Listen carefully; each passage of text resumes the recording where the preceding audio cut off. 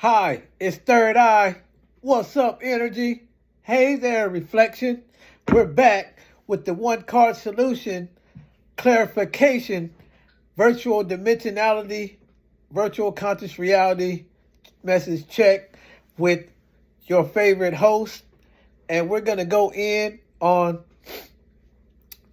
Reflection Day, where we have the Nine of Swords in play and get some clarification on what it is that we're going to get to utilize as far as our introspection and doing the necessary shadow work to determine the difference between what we feel and what is real. Because sometimes before making decisions to put your time and energy into people, places, and things, or take your time and energy out of people, places, and things, after witnessing the people, places, and things that are highlighted by the light that come out of the shadows, we have to really do some introspection to determine the difference between this and that. So let's see what it is that we're going to be able to utilize as far as the energy update on Moon Day to see what's going on with the internal battle now being facts versus fiction.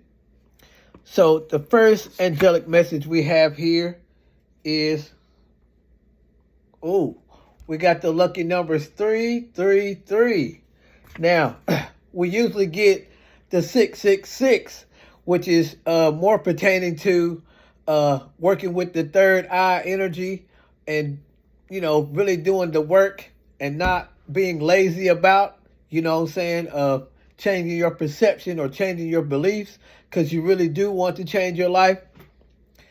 But this time we got the 333, which is symbolizing that we need to take some kind of uncomfortable action.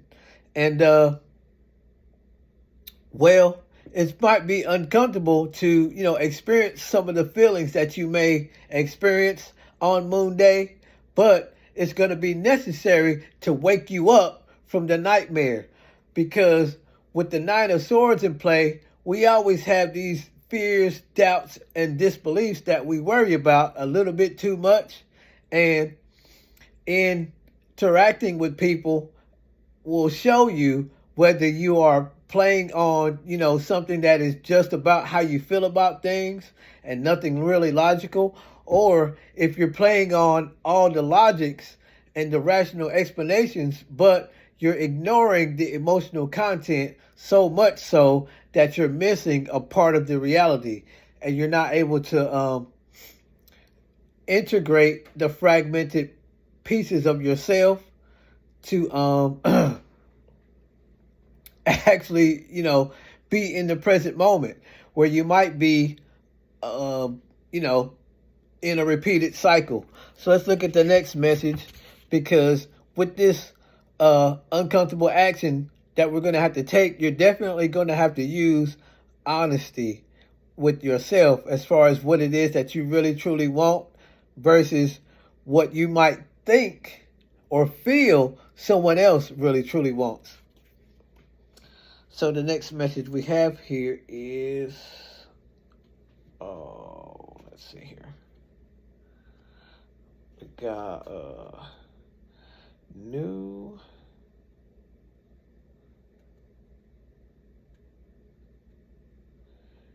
you.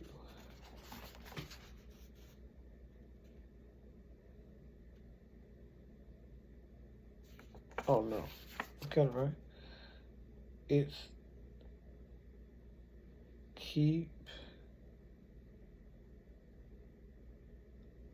Oh, now I get it. Okay, so it says, I keep track of you on your social media. So obviously,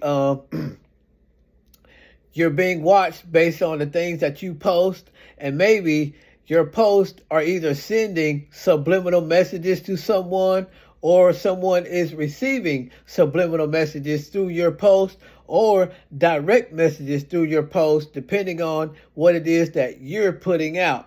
So you're going to have to really use some discernment to determine, what's real feelings and what is, something that is solid and not really going to change, that is actually fact and not fiction. So it may actually take, a real conversation with yourself to realign, or it may take an actual conversation with somebody else to see how it really is, and then having a conversation with yourself so that you can realign. So let's see what else we have here. We have the past. So obviously the past is still lingering, and some of us are needing to look outside of ourselves, or take a few steps back and look at the situation from an outside point of view, looking in without the emotional content, so that you can actually really assess the real solidity or the facts, and not be so hyped up on the fiction that it's really got you stuck in the past, or has you worried about making certain moves, taking certain actions, or saying certain words. However, we really need to move on and let the past be the past, and go ahead and do this shadow work so that we can actually do so.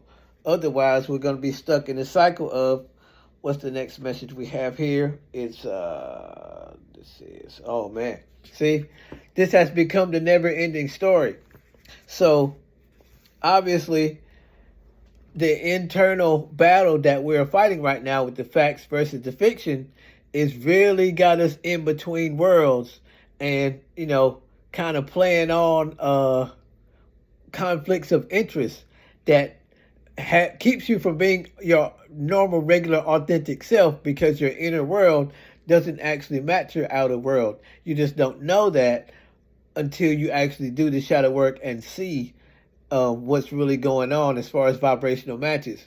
Because once you see that you are a vibrational match to what is manifesting, then you know that you know that you know.